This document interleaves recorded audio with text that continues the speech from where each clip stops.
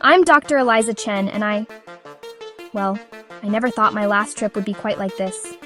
It all started with a routine flight, but fate, it seems, had other plans. Brace for impact. In an instant, our world turned upside down, literally. As the dust settled, we found ourselves in a green hell of twisted metal and broken dreams.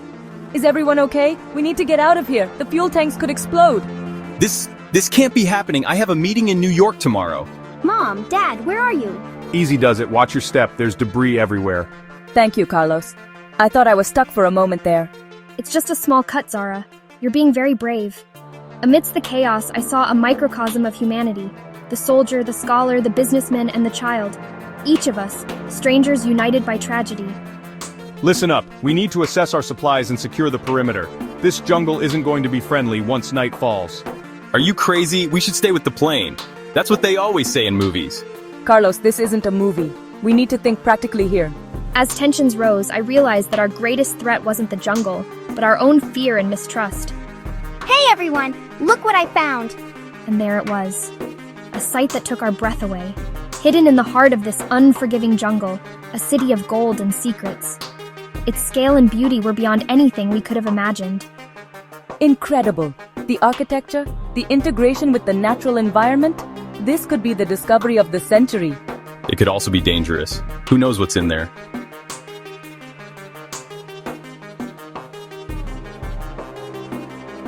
He's right. We should stay here. Wait for rescue. What was that? Sometimes the devil you don't know is better than the one you do. As the jungle's threats closed in, our decision was made for us. All right, everyone grab what you can carry. We're going in. And so, with fear in our hearts and hope in our eyes, we stepped into the unknown. Little did we know, our adventure was just beginning. Well, you see, as we stepped into that impossible city, I couldn't help but think how small we truly are in the face of the unknown. This is incredible. The architecture, it's like nothing I've ever seen. Stay alert. We don't know what's out there. Oh yes, I'm sure the 1,000-year-old buildings are going to attack us any minute now. Carlos, using humor to mask his fear. It's a common coping mechanism, you know. We should split up, cover more ground. Mia, you're with Carlos. Zara, you're with me. Dr. Chen, can you keep an eye on our supplies here? Look, the plants! They're glowing!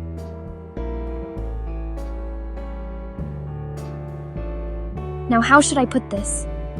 It was as if the city itself was alive, breathing with an ethereal light.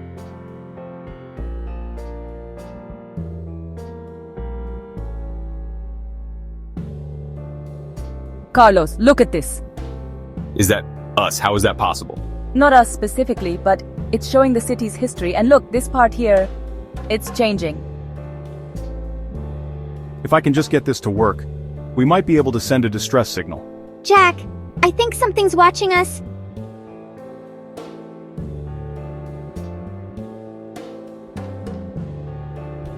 As night fell, our sense of wonder gave way to a growing unease. The city, once a sanctuary, now felt like a trap. The murals, they show a ritual. The inhabitants, they leave the city periodically, but they always come back. Come back when?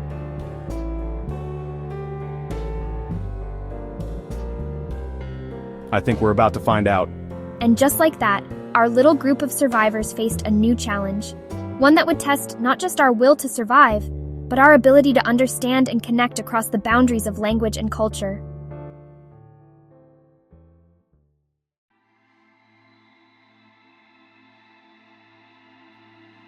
Well, you see, when two worlds collide, the result is rarely peaceful.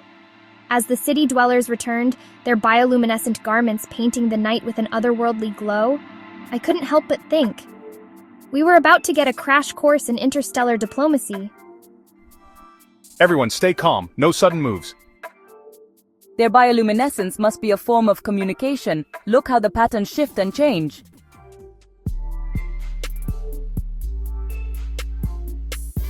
Atavora Nek, Suvani Toll. What are they saying? We come in peace.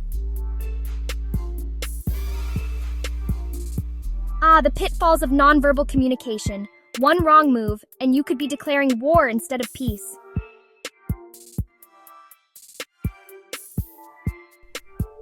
Wait, look out!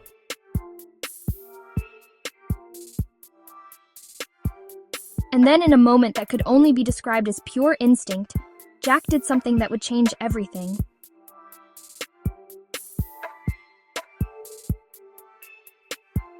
Sometimes actions truly do speak louder than words. In saving that child, Jack bridged a gap that no language could have crossed. Ada, friend? Friend,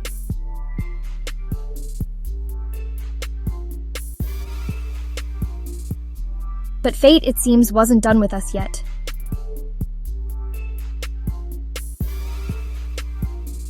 What is that thing? It's like a cross between a T-Rex and a Komodo dragon. In the face of a common enemy, our differences suddenly seemed trivial.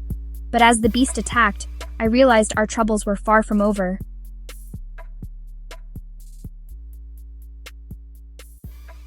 My leg. fall back! Get to the temple!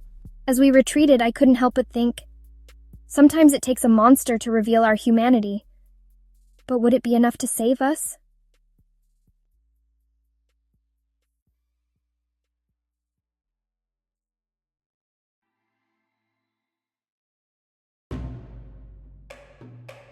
Well, you see, when faced with a common enemy, even the most unlikely allies can find common ground. As we huddled in that ancient temple, I couldn't help but think, I always wanted to leave a leg in an exotic location, just not quite like this. Gritted teeth sounds. This is incredible. If I can just figure out how to... perhaps this was the universe's way of teaching us a lesson in cooperation. The pain, it's gone. Ata heal. Ata help. We need to find a way to communicate, to work together. It's funny, isn't it? How quickly us and them can become we when survival is at stake. The holograms! Mia, what if we use them to show what we need? Now, how should I put this? It was as if the very fabric of reality was bending to our will, a bridge between worlds built of light and understanding.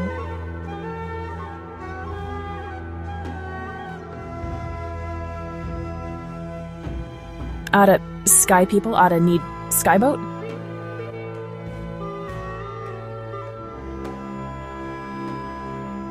Mayday, Mayday, this is Flight 2937. We are survivors in need of immediate evacuation. It was a flurry of activity, a ballet of cooperation that would have brought a tear to the eye of any anthropologist.